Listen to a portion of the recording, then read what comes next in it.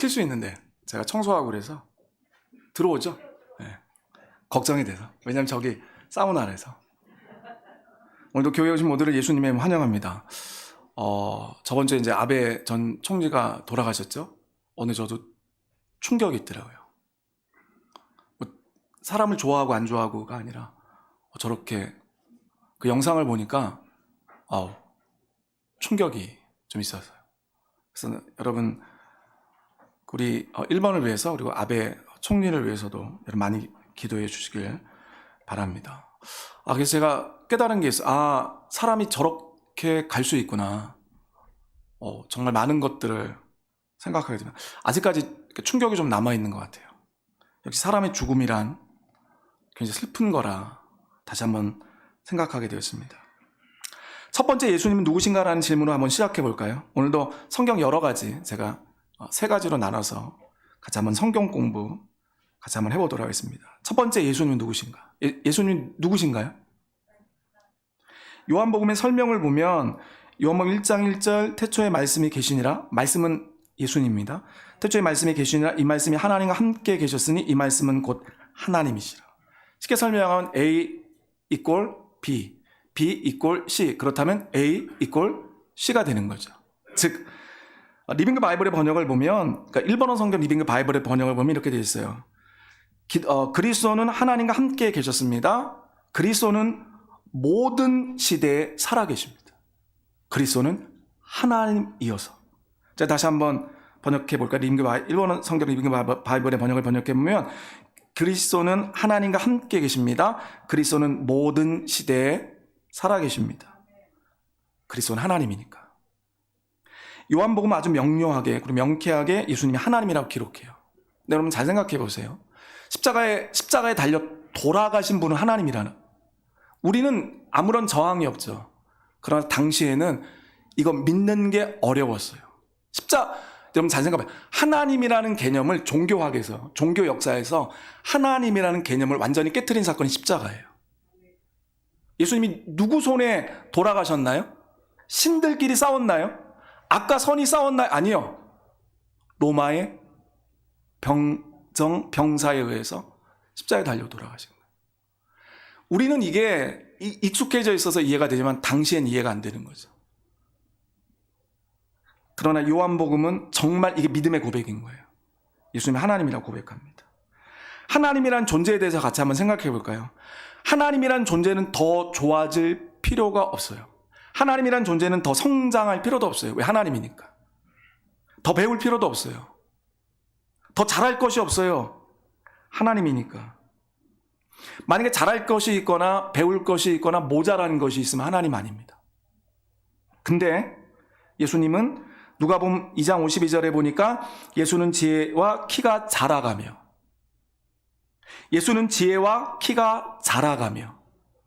예수님의 지혜는 처음부터 완전한 지혜가 아니었어요. 그래서 자라야 했고 자랐습니다. 공부해야 했어요. 사람과 똑같습니다. 아이로 태어나셨고 소년이 되셨고 그리고 어른이 되셨어요. 왜요? 예수님이 이 땅에 하나님이 아닌 인간으로 오셨기 때문입니다. 예수님이 이 땅에 하나님을 버리고 인간으로 오셨기 때문이에요. 제가 어제도 예수님의 신성과 인성에 대해서 한번 세계적인 논문들을 한번 제가 찾아봤거든요. 어렵더라고요. 그러니까 지금도 현대 신학에서도 예수님의 그 신성을 인정하는 것이 굉장히 어려운 일이더라고요. 나는 몰랐어요. 저는 순복음에서 자랐으니까 아무렇지도 않았는데 이게 그 신학을 제가 한번 어제 열심히 찾아보니까 굉장히 어려운 논쟁이더라고요. 예수님 이 땅에 하나님이 아닌 인간으로 오셨어요. 설명을 하면 죄인을 인간을 구원하기 위해 하나님을 버렸어요. 이 땅에 오셨어요. 예수님 포기하셨습니다. 하나님의 특권을, 하나님의 자격을, 하나님의 품격을, 하나님이 누려야 하는 그 모든 것들을. 왜요? 죄인을 구원하기 위해서. 죄인을 구원하기 위해서. 그리고 그분은 우리가 알고 있는 것처럼 말구육간에서 태어나셨죠. 원래는 조금 더 정확하게 설명하면 동굴에서 태어났어요. 동굴. 그 원어의 의미는 동굴이에요. 동굴. 예수님 동굴에서 태어나셨어요. 죄인을 구원하기 위해서 사람보다 더 낮아지셨어요. 더 낮아지셨어요. 우리 기독교를 성경의 한 구절로 설명을 하면 요한복음 3장 16절입니다. 그래서 요한복음 3장 16절만 기억하셔도 되는데, 요한복음 3장 16절에 보니까 하나님이 세상을 이처럼 사랑하사 독생자를 주셨으니, 그 다음 뭘까요? 이는 그를 믿는 자마다 멸망하지 않고 영생을 얻게 하려 합니다. 믿으면 영생을 얻는다. 얼마나 간단 명료합니까? 하나님은 우리에게 구원의 길을 주셨을 때 철학을 주시지 않았어요. 복잡한 길을 주시지 않았어요. 믿으면 구원받는다. 어떤 사람들은 얘기하죠. 야, 뭐 이렇게 간단해? 간단하죠. 하나님이 하셨으니까. 인간이 했다면 복잡하겠죠. 하나님이 하셨기 때문에 그의 능력으로 간단하게 된 거예요. 많은 사람들이 자꾸 물어봐. 뭐 이렇게 간단해? 제가 이제 그 불교 스님하고 성경 공부를 이렇게 할 때가 있거든요. 그럼 나한테 물어봐. 불교는 어렵거든요. 저도 그 불교의 스님들하고 이제 이야기를 하기 위해서 불교를 공부하죠. 니찌렌슈도 공부하고 아무튼 막 이렇게 공부해요. 이제 저랑 이제 얘기할 때 그 니찌렌슈에 이제 어떤 분이 나한테 얘기하더라고요. 왜 이렇게 기독교는 간단하냐? 그걸 믿는 것도 좀 이상하대. 우린 어렵게 한다는 거, 어렵게. 그래야 믿는데. 그러니까 사람은 지적인 능력이 있잖아요. 그래서 우린 니찌렌슈에 저랑 친한 분이 저한테 우리는 어렵게 한다, 어렵게 한다. 근데 기독교는 뭐 이렇게 간단하냐? 예수만 믿으면 구원받아? 그래서 제가 얘기했죠. 또 하나님이 하셨기 때문에. 여러분 잘 생각해 보세요. 인간은 어려울 수밖에 없어요. 인간이 하면 일이 꼬일 수 있어. 근데 전능하시고 전지하신 하나님이 하시는 일이 어찌 어려울 수 있겠습니까? 그래서 제가 설명을 했어요. 하나님이 하셨기 때문에 간단하다. 많은 사람들이 이전에 고민했어요. 뭐 이렇게 간단할까? 당연하죠. 인간이 한 것이 아니라 하나님께서 하셨기 때문에 간단한 겁니다. 요한복음 3장 16절 하나님이 세상을 이처럼 사랑하 독생자를 주셨으니 이는 그를 믿는 자마다 하나님이 하셨어요. 멸망하지 않고 영생을 얻게 하려 합니다. 저도 임종 가운데 있는 많은 분들을 요한복음 3장 16절로 전도합니다. 만약에 이제 제가 누굴 전도할 때 아저씨 예수만 믿으면 멸망하지 않고 구원을 받습니다. 참 희한하죠? 저도 여기에서 어떤 게 좋냐면 멸망하지 않는다는 게 좋아요. 솔직히 영생을 얻게 하려 함이라 이거 죽어가는 사람들한테 귀에 잘 안 들려요. 단지 죽어가는 사람들에게 가장 은혜가 되는 게 멸망하지 않는다는. 누구한테 죽어가면서 내가 전도하니까 그 얘기 하더라고요. 내가 예수를 믿겠대. 왜? 멸망하지 않는다는 게 너무 좋대. 멸망하지 않는데 나는 멸망하지 않는데. 여러분 얼마나 아름다운 소리입니까? 멸망하지 않는데요. 멸망하지 않는다는 거죠. 그래서 저한테 죽어가면서 그 얘기가 더라고요. 고맙다고. 가르쳐줘서. 그래서 저는 앞으로도 임종 가운데 있는 분들에게 요한복음 3장 16절 그리고 시편 23편을 그 전에도 저희 큰아버지 전도할 때 암에 걸려 돌아가셨는데 몸이 너무 힘들어하는 거예요. 제가 우리 집안은 원래 불교 집안이거든요. 불교밖에 몰랐어요. 저희 큰아버지도 불교밖에 몰라. 근데 제가 저희 부산에 이제 저희 큰아버지한테 돌아가시기 전에 가서 왜냐면 이제 암 환자들은 몸이 많이 간지럽잖아요. 그냥 몸을 마사지 하면서 큰아버지 예수 믿으면 구원받아요. 그리고 나를 또 만날 수 있어요. 우리가 바쁘게 살다 보니까 만나지 못하고 살았는데 큰아버지만 예수를 믿으면 나를 또 만날 수 있어요. 제가 잘해드릴게요. 그랬더니 나는 전도하는 게 어려울 줄 알았어요.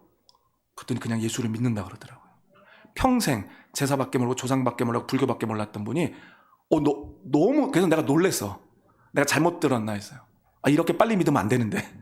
왜냐면 준비한 게 많았거든요. 정말 제가 많은 준비를 해가지고 왔어요. 그래서 이 얘기하고 저 얘기하고 거부하면 이 얘기해야지. 협박도 좀 해야 되겠다. 근데 세상에 시편 23편 요한복음 3장 16절 얘기하는데 그냥 믿는데 진짜 울컥하더라고요. 이런 거구나. 하나님의 은혜가 이런 것이구나. 삼위일체 성부 하나님께서 세상을 구원하기로 결정하셨어요. 그 일을 위해서 성자 예수님이 이 땅에 오셨습니다. 사람이 되었어요. 성부 하나님이 예수를 믿는 자마다 멸망하지 않고 영생을 얻게 하셨어요. 성부 하나님께서 그렇게 하십니다. 성도 여러분, 세상을 구원하기 위해서 하나님이심을 버리고 인간이 되셔서 십자가에 달려 돌아가신 예수를 믿으실 겁니다. 그렇다면 이 예수를 증거하십시오. 이 예수를 우리 가정에게 소개하시고, 그리고 앞으로 우리가 아베 전 총리의 일을 통해서 알게 되잖아요. 인생이 어떻게 될지 모르는 거예요.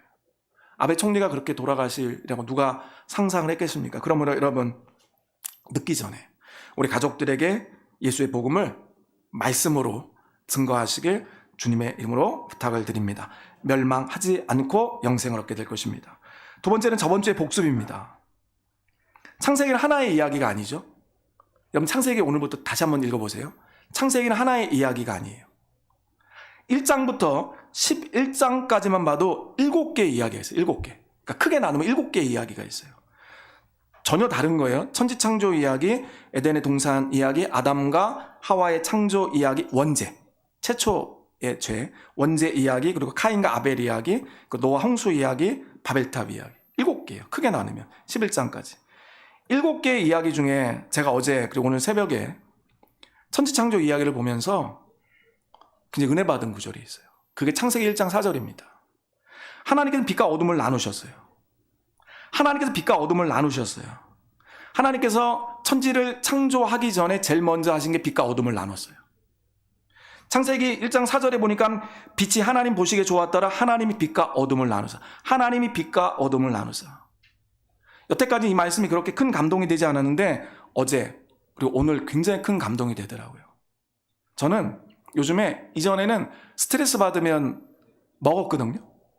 근데 나이를 먹다 보니까 먹는 게 불편해졌어요. 나이를 먹었어요.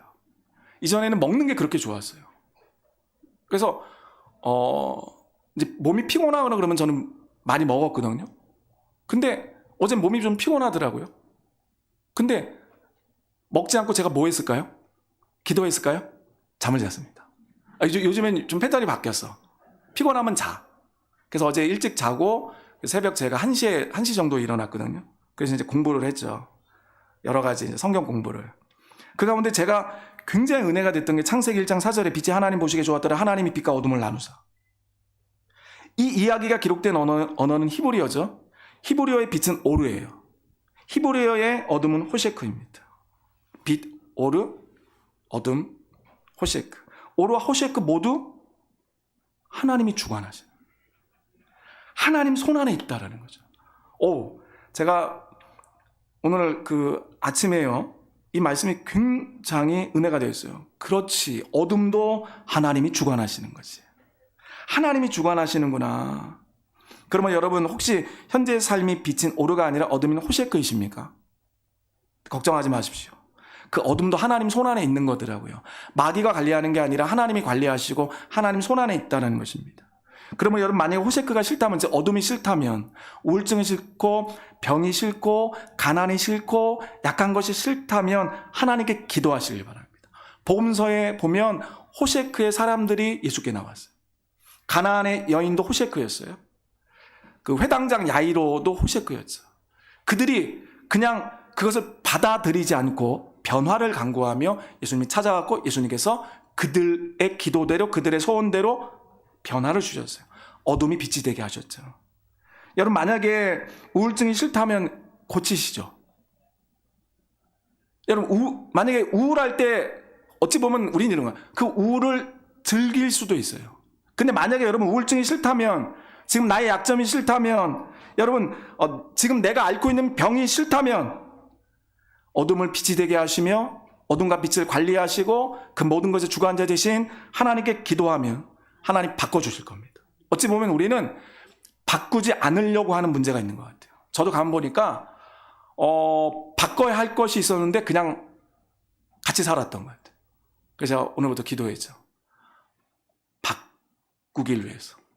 여러분, 그러므로 혹시 불면증으로 오랫동안 고민하고 계십니까? 수면제가 아니라 기도하실 때 시간은 걸릴 수 있어요. 여러분, 수면제 몸에 안 좋습니다. 그러므로 하나님께 기도하여 수면제를 끊을 수 있도록, 수면제 없이 잠을 잘 잘 수 있도록 여러분 기도하시길 주님의 부탁을 드립니다. 제가 하나 단언할까요? 하나님 고쳐주실 겁니다. 우리 하나님 반드시, 다시 한번 설명드리지만, 하나님의 능력으로, 하나님의 능력으로 우리가 구원을 받았는데 그 병을 못 고쳐 주시겠습니까? 어쨌든 이 모든 이야기는 창세기라는 틀 안에 있어요. 창세기는 틀이죠. 창세기라는 틀 안에 완성이 언제 되었을까요? 저번 주에 복습입니다. 성서학자들의 일반적인 견해는 이것입니다. 창세기는 유대인들에 의해서 기록되었죠. 구약은 다 유대인들이 기록했어요. 기원전 550년, 즉 나라가 없어졌어요. 솔로몬 성전은 불타버렸죠. 그리고 450년 사이에 나라와 신전을 잃어버린, 예배 장소를 잃어버린, 나라를 잃어버린 이때를 바벨론 유배 시대라고 합니다. 바벨론 포로 시대. 그때부터 그 후까지 그 이전부터 존재해온 여러 전승들이 있었어요. 그들 머릿속에 있었다. 그리고 여러 문헌들이 있었어요. 그 이야기들을 모아요. 그리고 그것을 편집합니다. 그걸 완성했어요. 그게 창세기고 그게 구약이에요. 왜 창세기 이야기를 완성했을까? 왜 유대인들이 이 바벨론 포로 시대 때 구약을 만들었을까? 구약을 완성했을까요? 나라가 없어서. 예배드릴 장소가 없었기 때문에 예배가 필요했어요. 그래서 그들은 지금까지 드렸던, 나라가 있었을 때 드렸던 예배 대신 율법을 완성합니다. 구약을 완성하죠.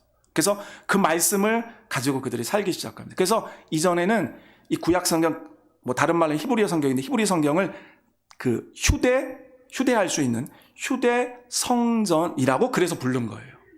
그러니까 우리가 성경을 요즘에 성경 스마트폰으로 이제 갖고 다니고 그랬는데, 여러분, 정말 제가 어제도 이렇게 성경을 읽으면서 깨달은 건데, 역시 책으로 읽어야 되더라고요. 역시 종이로 읽어야 이게 희한해요. 여러분, 이게 작은 성전이에요. 이 성경이 완성되기까지 정말 많은 이야기들이 있었습니다. 그들이 하나님을 섬기기 위해서, 하나님을 믿기 위해서 그들이 이 이야기들을 기록하였습니다. 당시 바벨론에 의해서 나라 잃었어요. 지금은 시대가 바뀌어서 페르시아 시대예요. 근데 아직까지 지배를 받아. 성경을 완성하고 성경을 만들었어요. 근데 아직까지 환경은 달라지지 않았어요. 당시 유대인들 우리가 알고 있는 것처럼 마이너리티입니다. 소수예요. 박해를 받는 사람들이었습니다. 강자가 아닌 약자들이었죠. 여러분 구약 성경 읽어보시면 알겠지만 구약 성경에는 특징이 있어요. 모든 구약, 창세기부터 마지막 말라기까지 공통점이 있어요. 그게 뭘까요? 약자들의 이야기예요. 약자들의 이야기. 마이너리티, 약자들이 보는 세상이에요. 약자들이 만난 하나님의 이야기예요. 그들의 이야기예요. 강자의 이야기가 없어요. 하나님은 약자 편에 서셨어요. 언제나 절대적으로 하나님의 주관이 있어요. 그게 뭐냐? 하나님은 약자의 편이 되세요. 그래서 우리가 만약 여러분들 가게를 하시거나 사장이시거든 밑에 사람을 괴롭히면 안 돼요. 왜? 하나님은 그들의 편이니까. 하나님은 사장 편이 아니에요. 하나님은 약자의 편이에요. 그러면 여러분 꼭 주의하시길, 내 부하 함부로 하면 안 돼요. 왜? 그들의 하나님이 계시기 때문에. 그래서 우리가 섬겨야 돼요. 하나님밖에 기댈 곳이 없었던 사람들의 이야기예요. 그들의 신앙 고백, 그게 구약이며 그게 창세기입니다. 오늘의 본문은 창세기 16장입니다. 저번 주에 이어서 하갈이 만난 하나님입니다. 하갈은 주인 사라의 핍박을 피해 임신한 몸으로 광야로 도망치죠. 아직 나이가 어린 나이예요. 창세기 16장 6절, 제가 중간 부분을 읽어보면 창세기 16장 6절입니다. 사라가 하갈을 학대하였더니 하갈이 사라 앞에서 도망하였더라. 사라가 하갈을 학대합니다.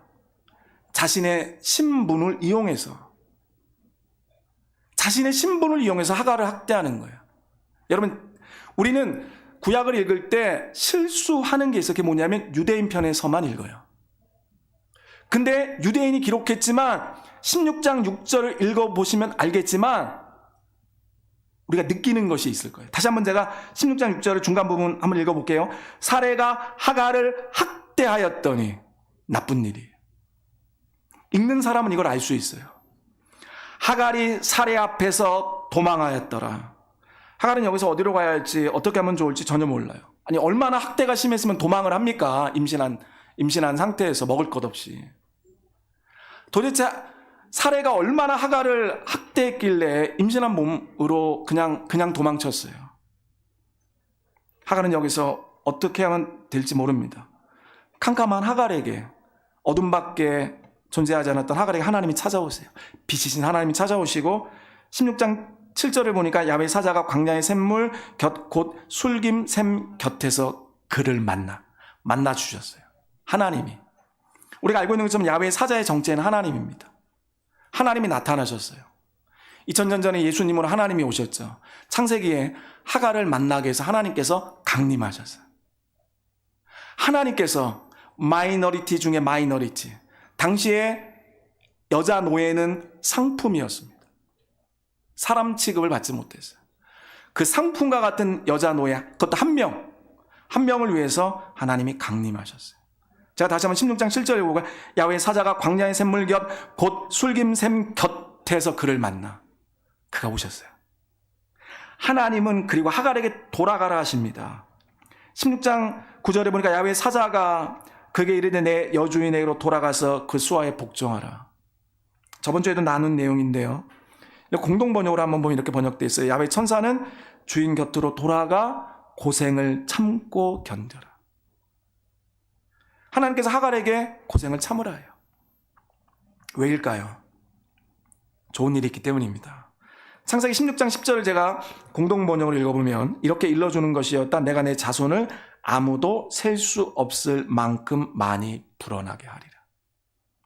지금 여기서는 이제 하갈의 선택이 남았어요. 여러분 잘 한번 상상해 볼까요? 하갈이 집에 돌아가면 사례가 아이고 내가 미안하다. 아이고 내가 너한테 참 미안해 죽을 죄를 졌네 라고 할까요? 택도 없죠. 사례는 그런 여자가 아니에요. 제가 사례를 욕하는 거 아니에요? 여러분 그냥 잘 생각해 보세요. 아니 죄송합니다. 인연이 왜 돌아오고 왜냐면 갈등 상태가 또 아니 없어져서 속 편한데. 그리고 중요한 건 하갈의 몸 안에 뭐가 있습니까? 아이가 있잖아. 아이가. 사례 입장에서 한번 생각해 보세요. 아니 죽어버리지 왜 돌아와. 그런 상황이잖아요. 근데 하나님께서는 하갈에게 참고 견디라 합니다. 왜요? 자손이 많아질 것이니까. 하갈이 돌아가면 살해 학대가 있을 거 알아요. 근데 하갈이 선택합니다. 하나님 말씀을. 그래서 그 고통을 선택하는 거예요.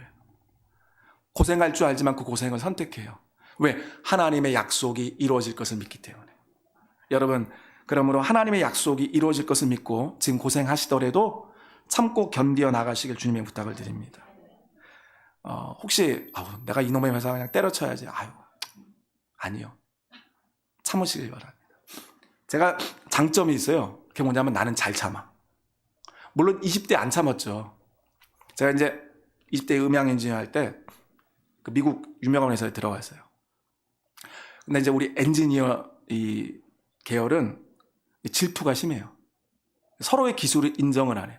또 이제 제가 그때 기술이 좋아서 나를 다 싫어했어. 그래서 제가 회사에 들어갔는데 뭐 무슨 상관이에요? 나한테 청소를 시키더라고. 빗자루 주면서 청소하래. 제가 어떻게 했을까요? 당장 그만뒀죠. 자존심. 아니 내가 엔지니어인데 내가 그때 한국 나이로 26인가 내가 26에 내가 선생이라는 내가 선생 대접을 받는 내가 뭐 아쉬울 게 있다고. 그리고 당장 그만뒀죠.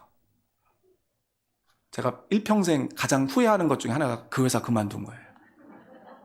여러분 그러므로 참을 때는 참아야 되는 거예요. 여러분 금방 그만두지 마시고 여러분 참으시길 주님의 부탁을 드립니다. 좋은 일이 있을 겁니다. 하갈에게 야훼 사자는 아들이 태어날 것을 말해줘요. 얼마나 친절합니까? 16장 11절에 보니까 야훼 사자가 또 그에게 이르되 내가 임신하였은즉 아들을 낳으리니 그 이름을 이스마엘이라 하라. 이는 야훼께서 내 고통을 들으셨습니다. 굉장히 16장 11절이 은혜로운 이야기입니다. 하나님이 하갈의 고통을 들으셨대요. 우리 하나님이 할 일이 없어서 하갈의 고통을 듣나요? 우리는 구약이 유대인 중심으로 쓰여졌다고 생각했는데 그렇지 않아요. 구약은 유대인이 썼지만 그러나 바벨론 포로 시대 때 유대인들이 깨달은 게 있어요. 하나님은 인류의 하나님이라는 거죠.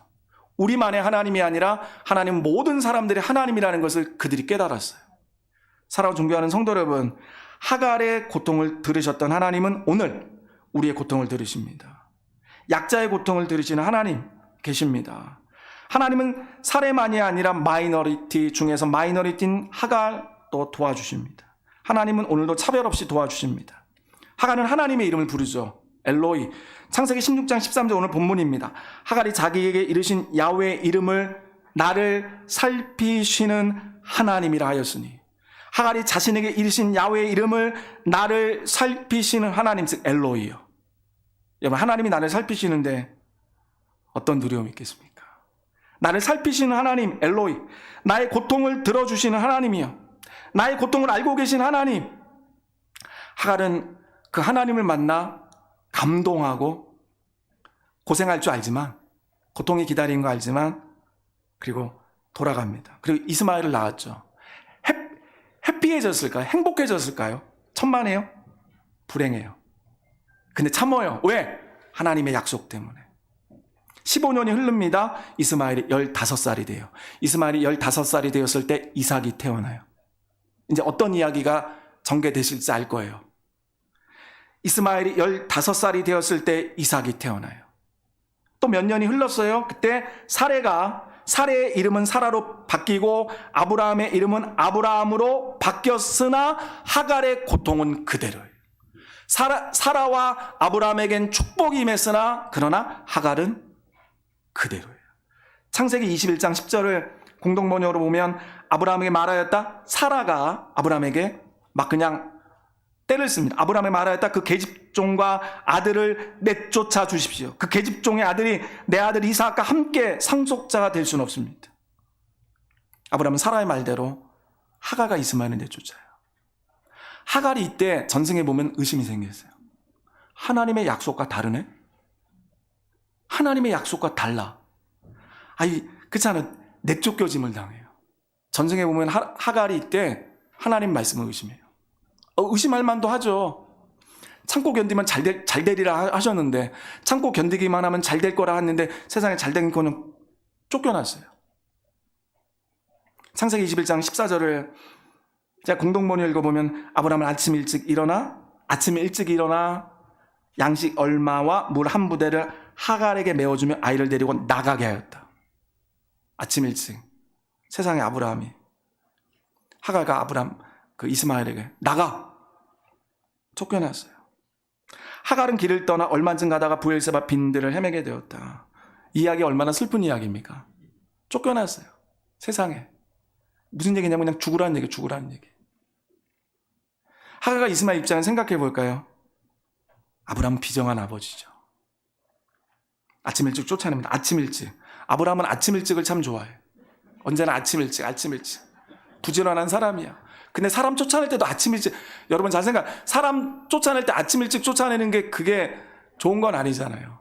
예? 아침도 먹이고 쫓아내야지. 아침 일찍, 무슨 얘기냐면 새벽이요. 아직 동트기 전에 쫓아냈어. 나가라고.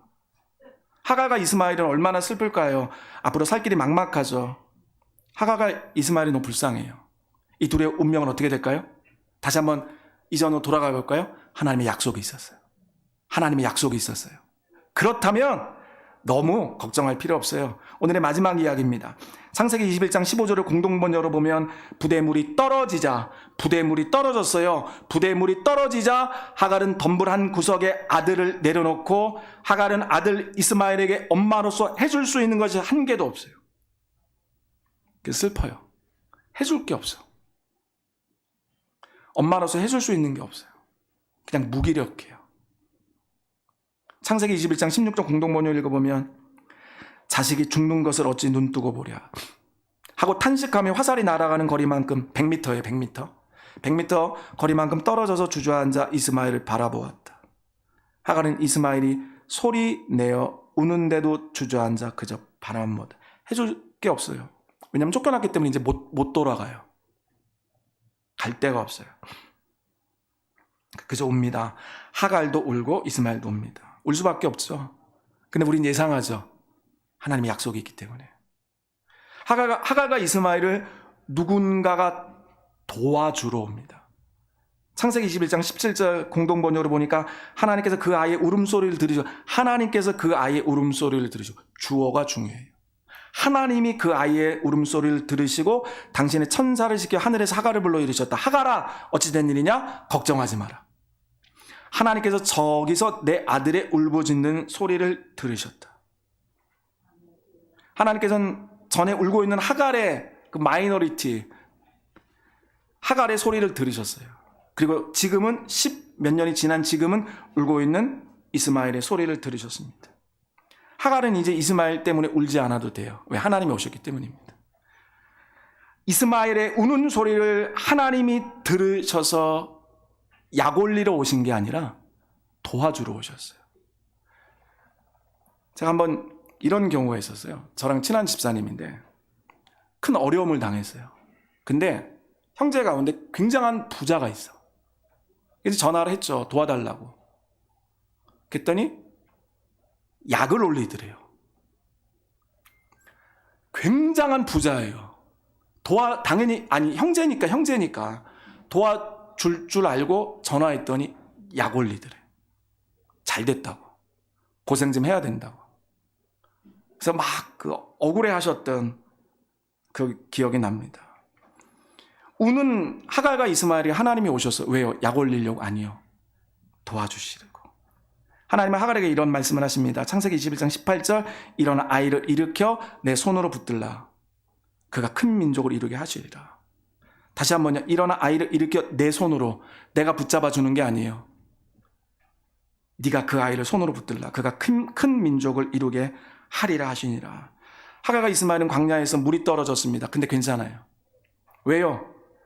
하나님이 오셨기 때문입니다. 그래서 창세기 21장 19절에 보니까 하나님이 하갈의 눈을 밝히셨으므로 샘물을 보고 가서 가죽 부대에 물을 채우다가 그 아이에게 마시게 하였더라. 하나님이 하갈의 눈을 밝히셨더니 세상에 샘물이 있었던 거야. 근데 우느라고 그걸 못 본 거예요. 너무 슬퍼서 그걸 못 봤어. 그러므로 여러분, 힘들고 어려운 절망의 순간에 너무 울지만 마십시오. 하나님께서 눈을 띄워주신다면 새로운 일을 보게 될 것이에요. 더 잘 될 것입니다. 모든 억울함이 풀리게 될 것을 믿습니다. 그러면 여러분, 사망의 음침한 골짜기에서 죽을 생각하지 마시고 살 궁리를 해야 합니다. 하나님께서 살게 해주실 것입니다. 마지막으로 창세기 21장 20절에 보니까 하나님이 그 아이와 함께 계심에, 하나님이 그 아이와 함께 계심에, 하나님이 그 아이와 함께 계셔서 그가 장성하여 광야에서 거주하며 활 쏘는 자가 되었더라. 다른 성경의 번역으로 보면 그가 잘 되었습니다. 사랑하고 존경하는 성도 여러분, 하나님께서 우리 어머니의 눈물을 보시고 우리 자녀의 눈물을 보시고 잘되게 하실 것입니다. 오늘 성경 이야기를 정리하고 마치도록 하겠습니다. 저도 개인적으로 여러 성도님들과 마찬가지로 아베 총리의 죽음 때문에 기분이 이상하더라고요. 이유는 잘 모르겠어요. 우리나라 대통령은 아닌데 충격이 있었어요. 잘 모르겠어요. 이유는 모르겠어요. 정확하게 모르겠어요. 나도 내가 왜 그런지. 왜냐면 솔직히 아베 총리는 한국하고 관계를 악화시킨 사람이죠. 근데 아베 총리가 죽었다 그러니까 너무 슬퍼. 그래서 제가 깨달은 게 있어요. 사람의 죽음이 누구라도 슬픈 거구나. 특히 이제 우리 같은 사람은 그런 것도 생각하죠. 일본 국민이 얼마나 충격을 받았을까. 아니, 그렇잖아. 한국 사람도 이렇게 충격을 받는데. 그래서 기도하게 되더라고요. 그러면 여러분, 굉장히 지금 일본은 어떻게 보면 충격 사태예요. 그래서 우리가 이번 한 주간도 일본을